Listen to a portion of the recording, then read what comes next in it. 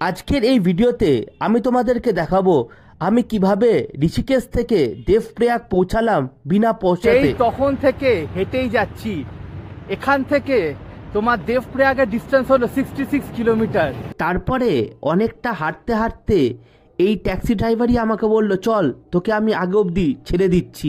অদ্ভুত knowledgeable person, এর থেকে জীবনের ব্যাপারে একটু জানা যাক।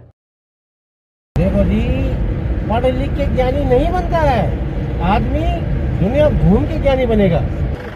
অদ্ভুত মানুষ, কি নলেজ দিয়ে গেল আমাকে, কি জীবনের স্টোরি ভাই। সবার জীবনের স্টোরি আছে, সবার।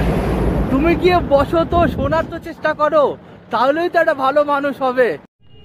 আমাকে ওই দিন ট্যাক্সি ড্রাইভার এই দেবপ্রয়াগেই ছেড়ে দিয়েছিল, আর আমি রাত এখানেই কাটিয়েছিলাম মন্দিরে, रघुनाथ মন্দিরে। जब उनकी एंड हुई तब राम जी संगम में गए थे, वहाँ पे अपने पिताजी फादर जी दशरथ जी का पिंडदान दिया था उन्होंने। তাই ওই দিন আমি রাত এই দেবপ্রয়াগে কাটাই। একটা টাকাও লাগেনি ঋষিকেশ থেকে আমার দেবপ্রয়াগ পৌঁছাতে। দেখা হচ্ছে কালকে।